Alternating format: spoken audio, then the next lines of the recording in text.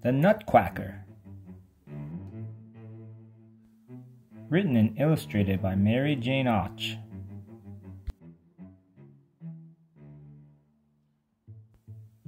Clara was a farm duck, and this was her first winter. One morning, she noticed the older farm animals whispering together. "Cool it," mooed the cow when Clara came near. "I won't say another word," whined the horse. "Just go back to your pond," the sheep bleated to Clara. "We have plans to make." Over the next few days, Clara tried to eavesdrop. She didn't hear much, but one word came up over and over. "I know your secret," Clara told the horse. "It's Christmas." The horse only smiled. "So, what exactly is Christmas?" Clara asked. "Will you show me?" "Try to be patient," whined the horse. "You'll find out." Clara wasn't very good at being patient. "I can't wait. Will you take me to Christmas, horse?" "I never travel far from my own neighborhood," whined the horse. "Just stay here on the farm and wait." "But I want to go now," Clara insisted. "How about you, cow? Will you help me find Christmas?" "No Christmas will come soon enough," mooed the cow. "Besides, all that moving around might turn my milk to milkshakes." "What about you, sheep?" asked Clara. "Won't you join me in a wild and woolly search for Christmas?" "This is a bad time to go wandering off," bleated the sheep. "I can't leave right now." "You'd rather stand around doing nothing? You're all crazy," quacked Clara. "We're not crazy," whined the horse. "You're the loony one," mooed the cow. "You're a nutty duck, a real nutquacker," bleated the sheep. "Nutquacker, nutquacker," teased the pig, who was usually the butt of jokes himself. "Every one of you is a stick in the mud," mumbled Clara. "I'll go find Christmas all alone." As she set off, it began to snow. It snowed harder as Clara trudged along. She brushed the snowflakes from her beak and kept waddling until she came to a tall mountain. "I'll be able to see the whole world from the top of that mountain," she said. "That's how I'll find Christmas." Clara struggled until she reached the very top. "I made it!" she cried. A giant monster with huge eyes waited in the field ahead of her. Christmas must be hidden behind those trees in the distance. I can't turn back just because a giant monster with huge eyes is blocking my path. I may be small, but I'm smart. I'll find a way to get by him. Clara slid down the other side of the mountain, gathered up her courage, and walked right up to the monster. "Watch out, monster," she quacked. "I might look like an ordinary duck, but if you try to hurt me, I'll make you disappear." The monster didn't move an inch. He didn't even blink. Clara smiled. "Wise choice, monster. You don't touch me. I don't zap you."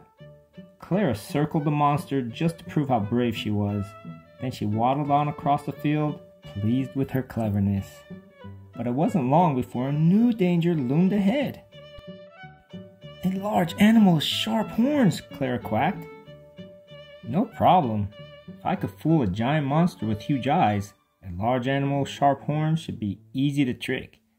As she drew closer, Clara yelled, "Back off, large animal!"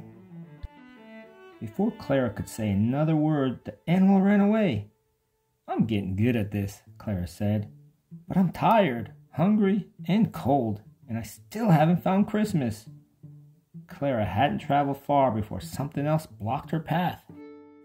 "A small creature with soft fur," Clara quacked. "Piece of cake.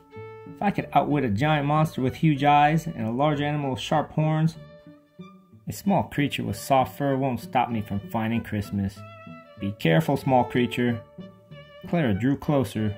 The creature didn't run away. "I may look like an ordinary duck," Clara quacked, "but I'm powerful. If you touch even as much as one of my feathers, I'll turn you into a pile of dust." The creature didn't move a hair. "Way to go," Clara said as she waddled past him. "You don't hurt me. I don't pulverize you." Suddenly, Clara felt a sharp pain in the tail feathers. She whirled around. "I'm touching feathers here," said the creature. "Do I look like a pile of dust to you?" "Don't talk with your mouth full," Clara said, thinking fast. "I've stopped a giant monster with huge eyes. I've scared off a large animal with sharp horns. No small creature can stand in my way." The creature's eyes narrowed. "Then I won't stand. I'll pounce." Just as the creature lunged for Clara, the feathers tickled his nose. He started to sneeze, giving Clara the chance she needed to escape. She waddled for dear life through the falling darkness, listening to the sneezing fit behind her. But Clara knew that when the sneezing stopped, the creature would come after her. Finally, Clara had to stop to catch her breath. She hid under some low-hanging branches, hoping the creature wouldn't discover her. "Why did I ever leave the farm and my friends?" she whimpered. "I'd give anything to be with them now, but I've come so far. I don't know how to find my way back." Then she noticed a light cutting through the darkness ahead. Was it shelter or a new danger? Though she knew it was risky, Clara left the protection of her hiding place. "That light is my only hope," she gasped. She waddled toward it at full speed.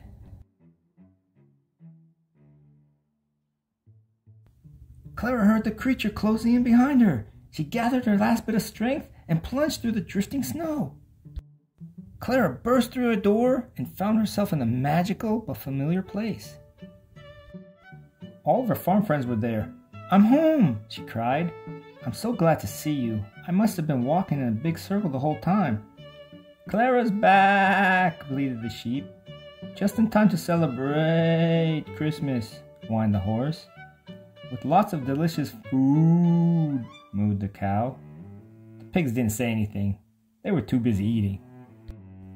"We couldn't tell you we were planning a surprise Christmas party," bleated the sheep. "We made you a special present. It's a Nutquacker." "Just for you," mooed the cow. Clara hugged the Nutquacker. "I love it. I'm sorry I was so mean before." From then on, the animals danced the night away. "So Christmas is treats and dancing and getting presents?" asked Clara.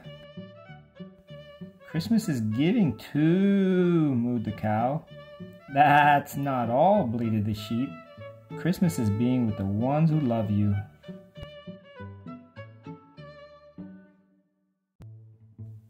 As the party drew to a close, Clara looked around at all of her friends.